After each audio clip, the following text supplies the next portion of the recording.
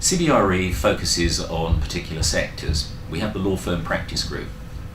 This is an initiative set up in the United States, and to which we in London and indeed other parts of EMEA and the Far East subscribe. Essentially, it's a group of individuals that focus specifically on the law sector. We get to know our legal clients, we get to know what's happening in the legal world, we understand the requirements of the business, and in particular, and of course, their property requirements. As a result of this, we produced a report, the first report of a series. This is the CBRE 100. CBRE 100 deals with the top 100 law firms in London. Our category is based on turnover. Within those categories, we've made a further subdivision into what we've termed Band 1, 2, 3 and 4. This is divided by space occupied amongst these firms. We carried out a survey amongst the firms to find out really their thinking, what is happening with them currently as we live in a dynamic and difficult market. The results of that survey are found in the report together with our own knowledge of what's happening in the market. The major trend, simply put, is that law firms are under pressure. The response has basically been, if I could summarise it as the 3 Ps, PEP, people and property. Let me explain that.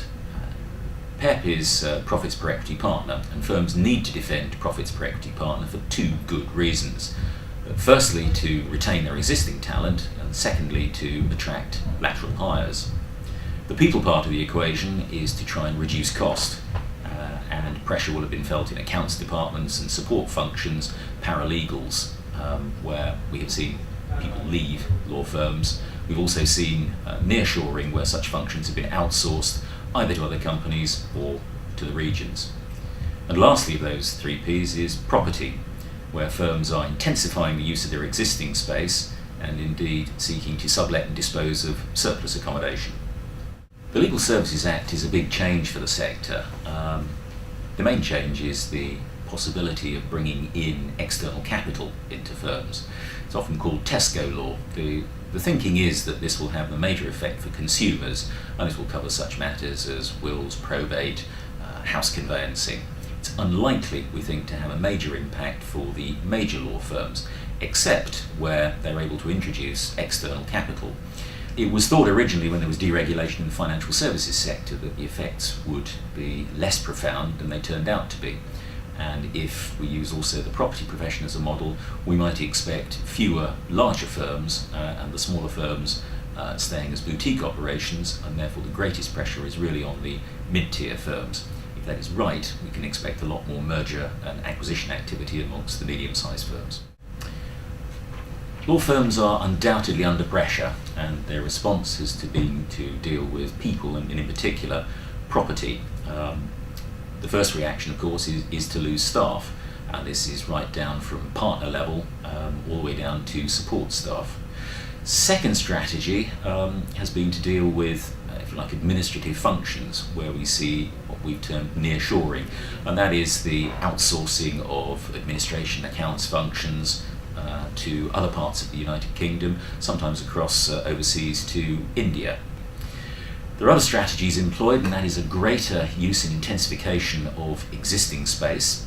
The law firm model generally requires an occupation of 2 people per room. Some firms have looked at going to open plan to release space.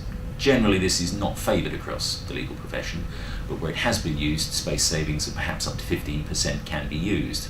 However, we found in our survey that of the larger firms, there is still a greater use of space, and this is taken, or account taken of this, for the use of additional space for gymnasiums, for cafeterias, for breakout areas, functions that are necessary to attract and retain staff of the highest calibre.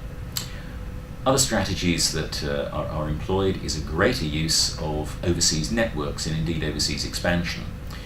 One of the problems, not only associated with our poor economic conditions, is the fact that we're operating in what is now a mature economy, and therefore the prospects of future growth are receding. Firms are increasingly looking overseas, particularly to emerging markets and the Far East, for greater growth prospects and greater turnover. There's been a spate of recent merger activity occurring with Australian firms in particular, and firms operating in Southeast Asia. The attraction there is access to minerals in particular and to the Chinese who are attracted in that area.